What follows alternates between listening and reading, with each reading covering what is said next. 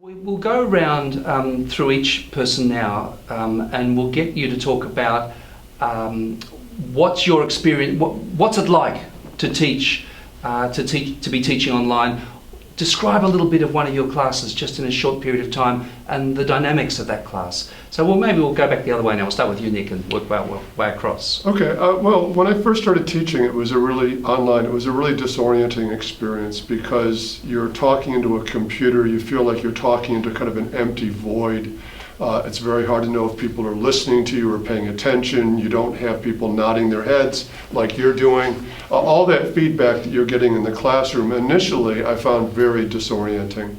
I think over time it's gotten easier. I think I've gotten better at it, and I think there's other ways that you can check in with students to see whether they're really engaging with you, but the strategies are sometimes different than they would be in a regular classroom.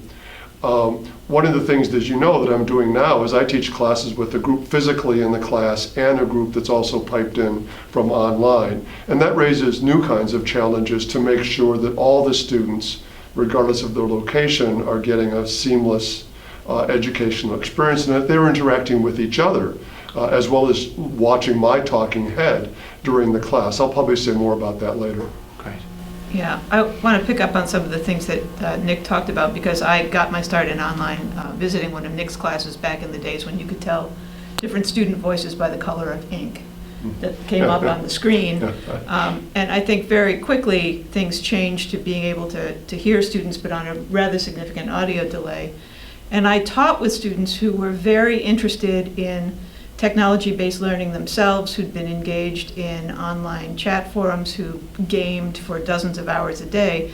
And they were very interested in the first class that I taught in exploring all the affordances of online learning. So in a certain sense, I want to say my experience was led both by someone who started very early in online, so I was able to observe and then work my way in, but I was also very fortunate to be working with students who were very, very interested in the platform. And it allowed me to change the way that I was teaching based on how their experiences with other forms of online living impacted the ways that they wanted to learn. So flexibility of time, the ability to try out learning by video clips, their ability to chat with one another and provide support during the class and so on.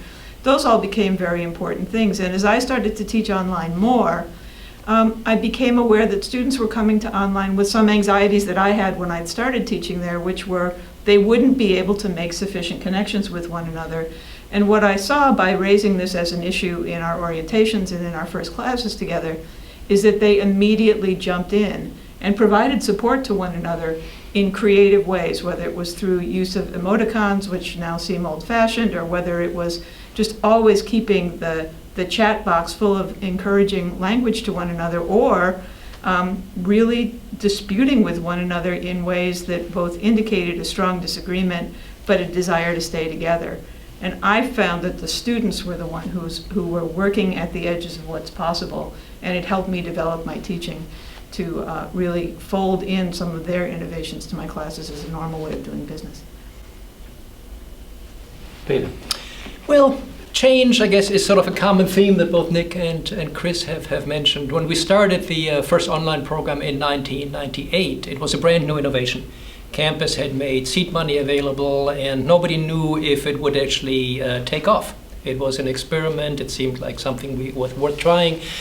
But it has taken off in a very major way, and of course it's not the same anymore as it was in 1998. So issues of connectivity, of access, of familiarity with the technology have increased to a level where all of us, I guess, have vicarious lives online. And so learning, communicating, discussing through computer-mediated ways is a matter of life, so it's not a new thing anymore.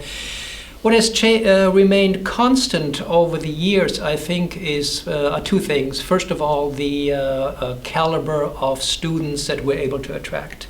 So in workforce education and human resource development, our students are early to mid-career professionals coming out of corporate, out of nonprofit, out of education and healthcare. Those are people who work full-time, who have family commitments, who would never come to University of Illinois to earn a degree. And so working with students with this level of experience and commitment to the degree and to the academic work is both enlightening and a joy to teach. The profile of online students is slightly different from the profile of students who are able to come to campus full-time. So greater levels of experience, I would say greater levels of focus and dedication towards earning the degree, towards doing the homework, towards really engaging with the material and applying what we discuss in class back in their workplaces. And Denise, again, this question of your role as a professor, what it's like to be teaching in this online space. It's exciting. I would probably echo some of the comments that were made earlier about that sense of community. I think early on that was a concern. The students felt like they would be very isolated. And we found that not to be the case. And this was probably 1993, so we didn't have any synchronous sessions, and there was very limited ways that the technology would accommodate that. But I think because the students were very motivated to do that, as an instructor, it allowed that piece of my anxiety to go to rest, and I could focus on the content and what we were doing. And so a lot of the concerns about that as an instructor, I didn't have at all.